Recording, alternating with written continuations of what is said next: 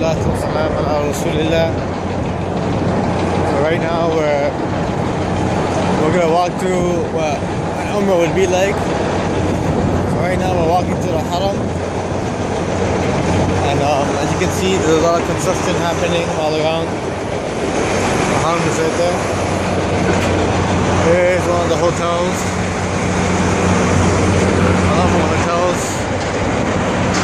Mashayal, that's our hotel. We're walking, as you can see, traffic everywhere. It's around 10 a.m. right now. That's why there's not many people, but closer to Dhuhr, we're gonna see a lot more people, inshallah.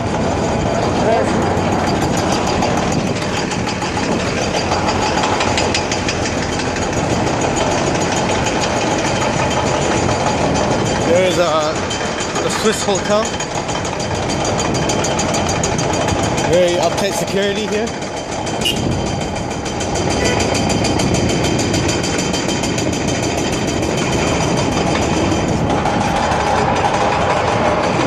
These are some more hotels.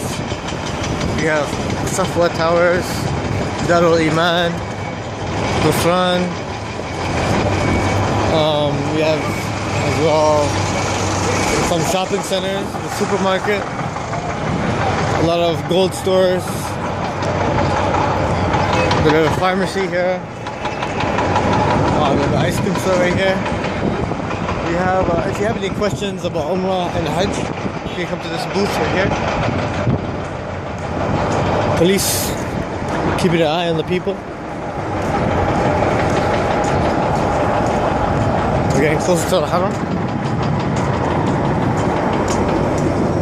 Right now, another hotel, a Safwa Royal Orchid Hotel, Iman Royal, Darul Iman, right here. You can see all the cranes, a lot of construction happening.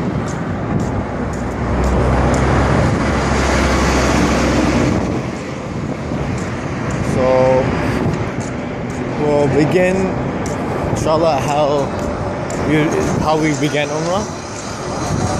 So first things first, we would say the dua before going to Haram. But before we go over that, we'll talk about the importance of Umrah and how much it meant to us, that big group we had. So right now, some more pharmacies, gold stores, some more stores. There's a money exchange down there. You exchange your money. We have the mustashfa, the hospital. Some more police. And we have some of the cleaners. And just for everyone to know, this is usually the area where they would park the ambulances around here. And if you're walking to the masjid and you see some of the dead bodies come from the janazah, we grab onto the bodies, and usually around that time, salat time, is very packed. You'll be brought straight to the special place where they leave the bodies, and you'll be able to pray in that place. As well, from that place you can see the imam praying on the janazah. So right here, here's the area right here where the people who are old, it's hard for them to walk, or they can't walk, they use this area. And it leads them straight to the overhead tawaf we're going to see later on. As well, this area leads you to the second floor of the Haram. Inshallah, we'll take a look at that in a bit as well. So there's a lot of fans, it gets hot here. Here's the famous Zamzam Tower. Zamzam Tower, a lot more hotels, stores. As you can see, it's a tourist area. So we're getting closer to the Haram. This gate right here is known as Bab Malik Abdul Aziz, the gate of the King Abdul Aziz gate. So inshallah, we're getting closer. As you can see, this area leads you to the Haram basement. And there's areas so you can get some water down there. As well, down there is a wudu area. We're getting closer to the gate. As you can see, more and more people are trying to come. The sun is beating hot.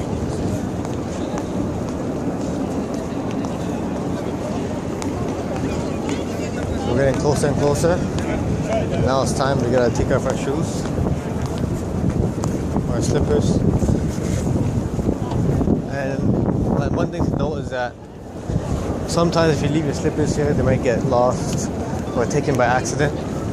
So it's good to always keep them in your hand. Or even if it's not that, they give out bags. I guess I see some people are carrying their shoes in their bag. So that's easier. So once we grab that, we'll keep going. Right now we're entering the huddle.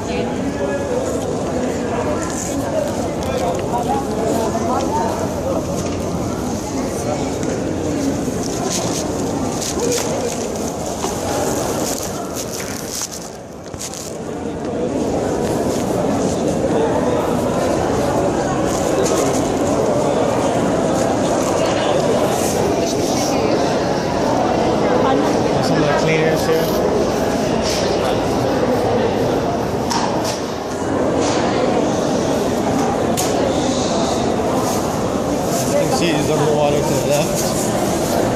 Those gray areas.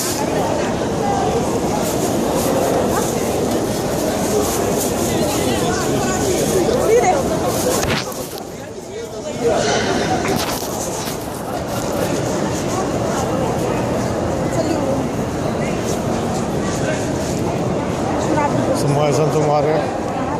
So now as we approach the haram and you lay your eyes upon it, or when you enter, you say the dua, Bismillah, Allahumma iftah abwab rahmatik. Oh Allah, open your doors of mercy. The water, we're getting closer. So we'll go to how to do tawaf. We'll do one of them to show you how. We won't do 7. We'll go to the method of it. So the first thing you do, when you enter, you say the dua, and then we go straight to tawaf.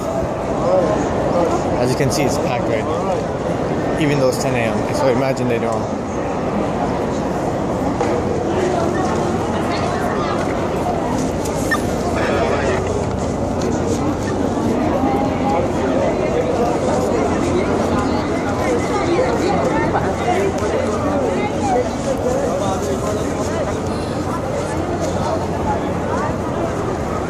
So we're getting closer. As you can see, it's very, very packed. Above you see areas where, as we've seen before we entered, where where people who can't walk necessarily that well, they have that area to go on wheelchairs upstairs to walk from there. So we're getting closer. You can constantly doing renovations to keep this place nice and clean as well as working. So the way tawaf works is that we begin from the black stone. Begin from the black stone. So right now we entered accommodation. If I didn't have my phone, I would try to get closer, but I'm trying to show you guys how it's done. So right now we're getting closer. See the fans upstairs. See how it's done. MashaAllah, a lot of people.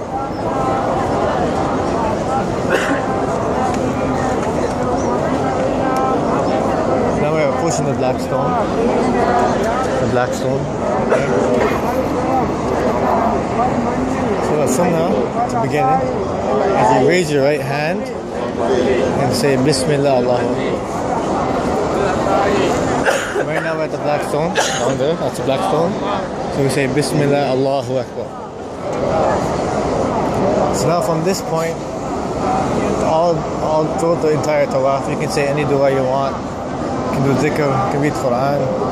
There's no specific dua that was narrated other than in between the Yemeni corner and the black stone. When I get to the area, we'll let you know. So from this area all the way to the other side, you can do any dua you want. So right now, that pillar you see right there, that's the Maqam Ibrahim. So what the Maqam Ibrahim is, so from the Kaaba to Maqam Ibrahim, that's the actual area of the Kaaba. The sunnah of the Prophet ﷺ is, after you finish tawaf, is to pray in that area. As you can see, it's impossible, literally impossible.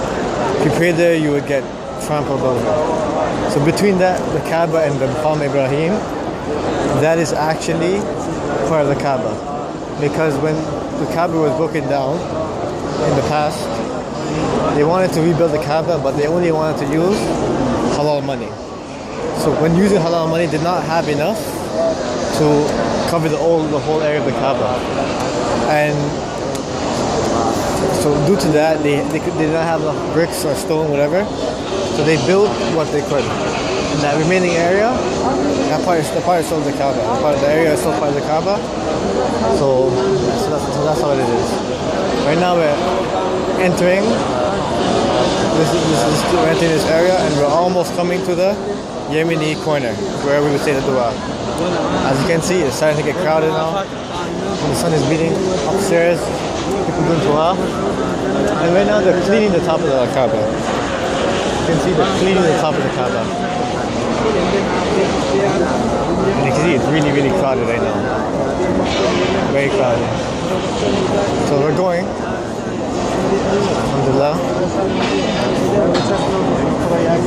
And we should be done Umrah.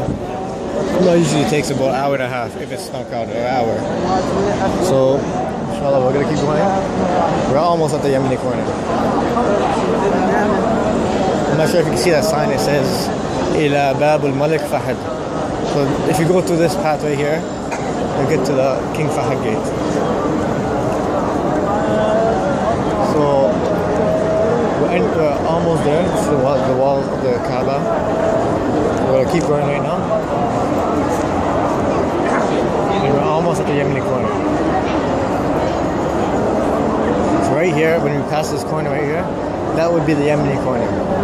From that point, all the way until the black stone, we will say the dua that has been narrated in the Sunnah. رَبَّنَا آتِنَا فِي الدُّنْيَا حَسَنَةً وَفِي الْآخِرَةِ حَسَنَةً وَقِنَا عَذَابَ النَّارِ. So, and then once you get back to the black stone, you finish one circumambulation.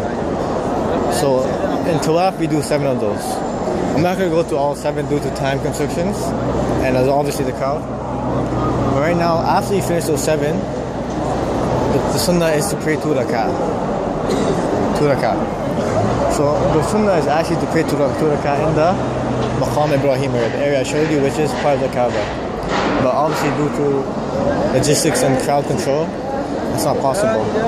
So it is better, the ulama said it is better to pray in an area that way you don't, where your salah is not distracted and where you don't distract people and cause a ruckus. So where we prayed was around this area right here.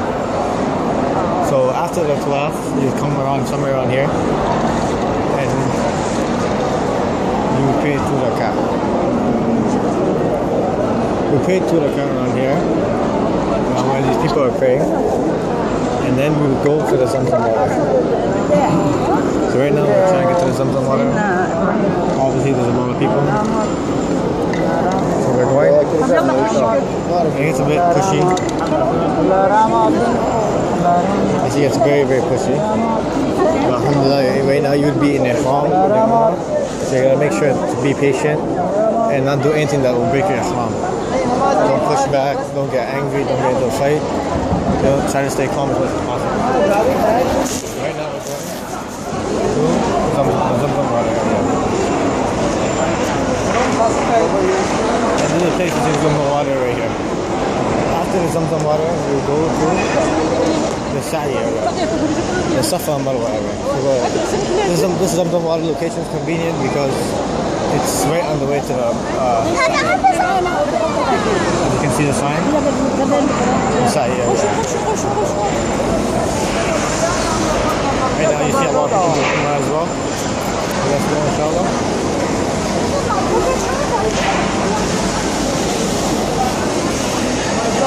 So right now we're going to the Zamzam water area. This is the area of Zamzam, as you can see. And here the sunnah is to drink some Zamzam water. And Zamzam water has many merits. Of them is you can make a dua before it and has a very high chance of being accepted. So you come around here, drink Zamzam water. If you want, pour it on top of your head. You know, this is the best water in the world. So after drinking Zamzam, the next step for Umrah is to go to Safa. So now we're on our way to Safa. Obviously more construction going on here. On our way to Safa.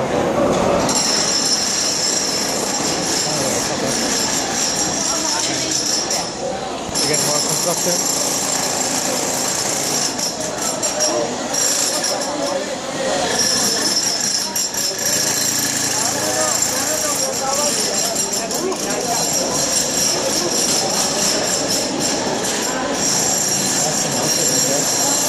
We're going to go around a bit. Beautiful area for us.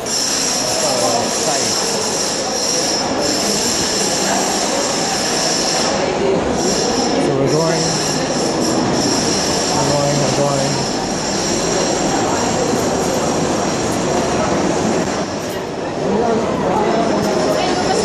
We're almost there.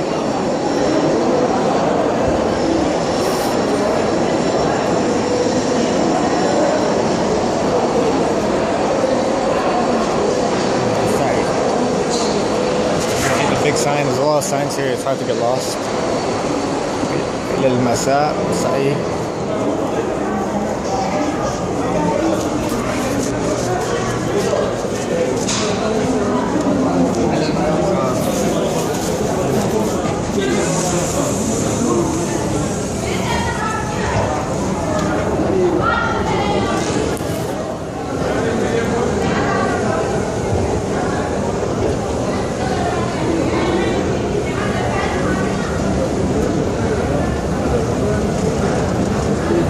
There's not one way to do this, many ways. This is one way that you can do it.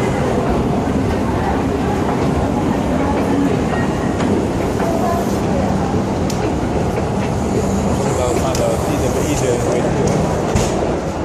That's again to the floor. If you want to do it on the top floor. So again, all the signs. Always signs.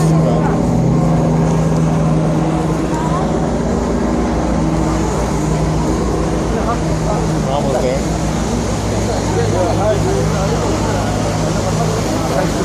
A lot of mu'tamirin around here.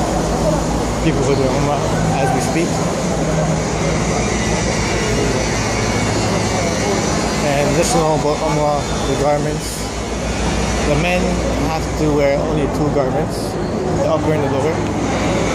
Nothing underneath, nothing, no underwear, no undershirts, no socks, no clothes, no gloves, nothing that covers a limb. Rather, you're only allowed a free cloth. The men wear 2 cloths, and the women, they can wear what they like, as long as, obviously, it follows the Sharia of Islam, covers the awrah of the woman. Right now, we're coming up on Safa. We're going to get closer. Is the renovations, a new part they're building. This is Bawab al-Nabi, the Nabi Gate. So, this is maybe, inshallah, if you come next year, this will be ready by that time. They're working 24/7. They're working every day. Inshallah, it'll be done by then. We're coming around right now.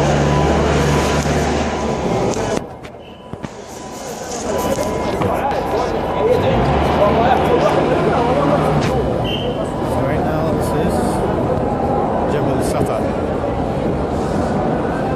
the mountain of Safa.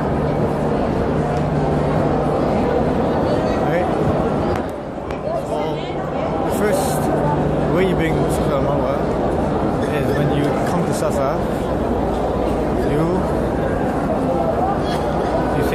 You say نبدأ بما بدأ الله به. We begin with what Allah has begun with. Meaning, because how do we know which mountain to begin with? Safa or Marwa? We don't know. Right? The way we know is through the Sunnah of the Prophet, through the Quran. Allah says, "Inna Safa wal Marwa." So Allah SWT begins with Safa. And this is why we begin with Safa at the mountain of Safa. So we recite the ayah as well. Inna Safa wal Marwa شعائر من الله.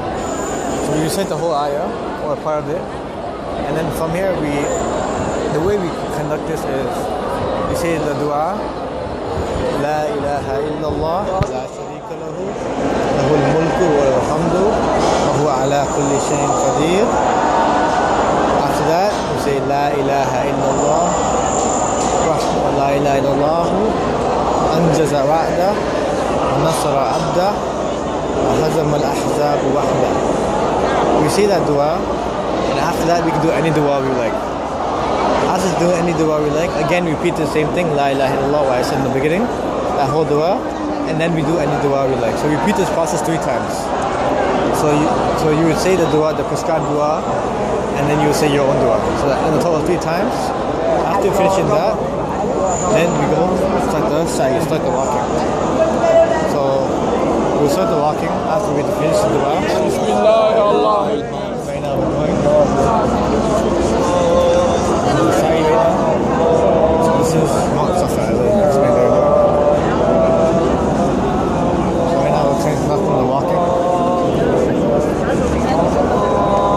And you can see a lot of people.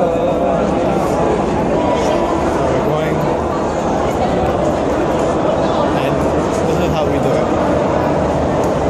Coming down Mount Safa, and here we are at Safa. So the reason we do Safa and Marwa is to honor the mother of, the wife of Ibrahim, because when her son was in the desert at the order of Ibrahim, he was ordered by Allah to keep his family there. His wife Hajar did not know, she wanted to find food for her child.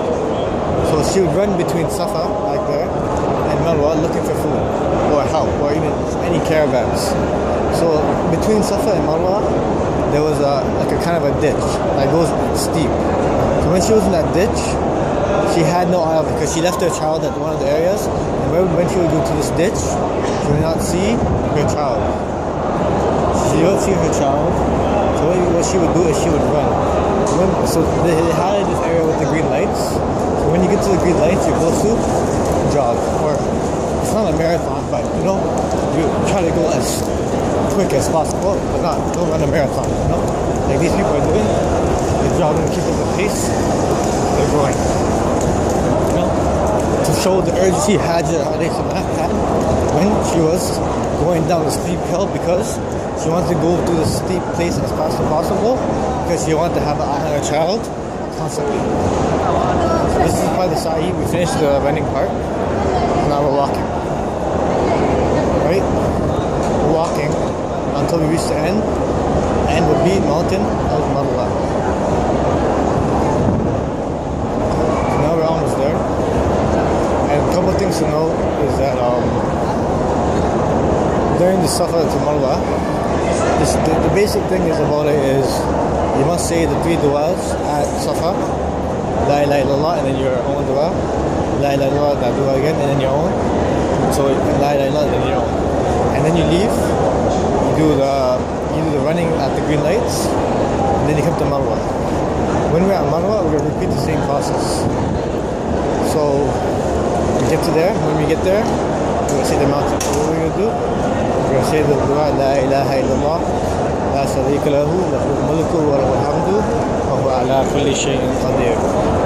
After that, we say La ilaha illallah, anjaza wa'da, wa nasara abda, wa hazama al-ahzab wahda. So after we say that dua, we say that, and then we say our own dua, as like in Safa. After that, we say the dua, La ilaha, the same dua, and then we say our own dua. And again, we say the dua, La ilaha illallah, that dua again, and then we say our own dua. So what we do at Safa and Marwa is the exact same thing. So we start at Safa, and when we get to Marwa, that will be 1. We count as 1. And for this sa'i, we must do 7. So Safa to Marwa will be 1, and then Marwa to Safa will be 2. So you complete this process 7 times. So on the 7th time, you should end up at Marwa, right? And then you have completed your sa'i. done sa'i right now. I'm not going to do 7 times. Again, do the time restrictions. So right now we're almost at the end of the sa'i. As you can see again, okay? Safa and Marwa, the only time it's used is during for Umrah, for Hajj. That's the only time it's used. That's why you don't see normal people walking around. So all you see here is Umrah community. And me, just recording. So we're almost at the top. Almost at the top. So once you get to the top, that's and then we'll pretend this is our 7th time, and we'll be at Marwa. Right? We're at Marwa now. So now the next step of this process is the halq and taqsir. The halq and taqsir. The halq and taqsir is basically shaving of the head. Shaving of the head. That is the halq and taqsir. That is what is meant by halq and taqsir. Now we're walking out. Inshallah. And now we're going to head to the barber shop.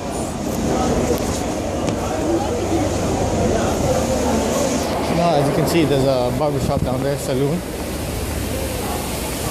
Stop down there. So there are many barber shops in Mecca. Many. Too many to count. So you can either go here, but I'm going to go to the one that's near my hotel. So I'm going to walk this way.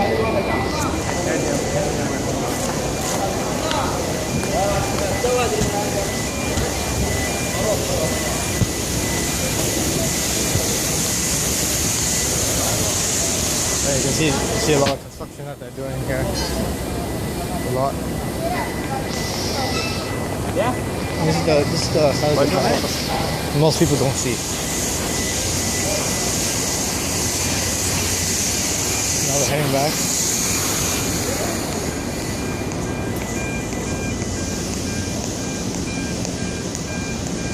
So basically we have completed Umrah. We have completed Umrah. All that is left to do is the halq wa taqsir. So finding a shaving haircut is very easy. They're everywhere. You can either go to the one that we've seen on the camera, or you can go to anyone you wish.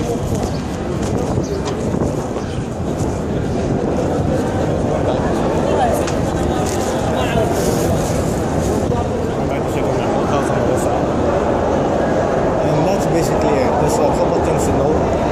When doing Umrah, there's 2 wajibat and 3 rukn in total. So 2 wajibat are the ihram and the halq. Right? The ihram and the halq. The ihram is, meaning by wajibat, what we mean is that if you do not wear the ihram at the area that you're supposed to wear the miqat, your umrah is still valid, but you have to give a fidya for it. You have to either slaughter an animal, or fast 3 days, or feed 6 people. That's the fidya. Right? And same thing with halq wa taqsir, cutting up the hair or shaving. And obviously the shaving is much better. Obviously the shaving is much better. So that, and the 3 rukn are the tawaf, as you mentioned, and the sa'i, as we spoke about, we just did right now. Right? So without these things, the rukn, the umrah is not valid at all. The umrah is not valid. So you must complete this rukn to make sure your umrah is valid. And there's no fidya for this. If you miss out, the umrah is not valid, you gotta do it again. But the wajibat, you can give a fidya, and your umrah will be valid. So that's the difference. Now, Zamzam water here, you can take a Zamzam water after you're done, on the way back, you know? We'll keep going. Alhamdulillah, this place is built well. The green lights signify the sa'i on the way back. So right now I'm just going to walk back, and then I'll show you guys a couple more barber places where you can shave and cut your hair. And yeah, that would be that, just in case your hotel's on the other side like us. Right? So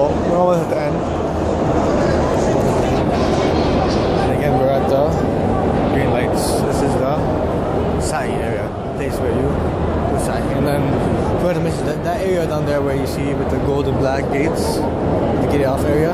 Other people as well that have a hard time walking. So, alhamdulillah, the government, the people of Mecca, the kingdom has made it, has accommodated people who have disabilities or elders. They have accommodated them very well. You see, mashallah, we have a very elder person doing the sa'i, right? So yeah, alhamdulillah. And then as you can see, we see people from all walks of life, different countries.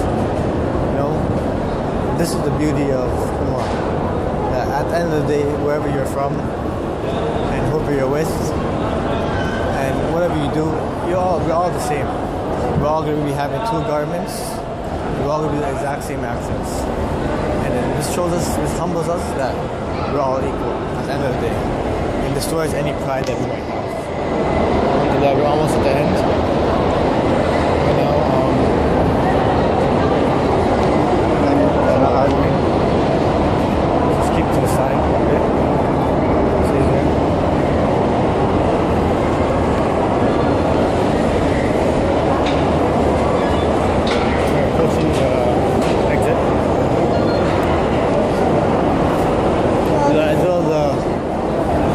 Most of the signs are translated into English, and not all of them. So even if you don't read Arabic or you don't know Arabic, you should be okay.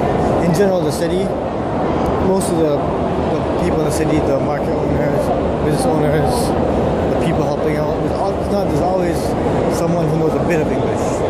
Taxi drivers may know a bit of English. You know, so you should be able to get by. So again, this is Mount Safa. We're beginning to exit right now.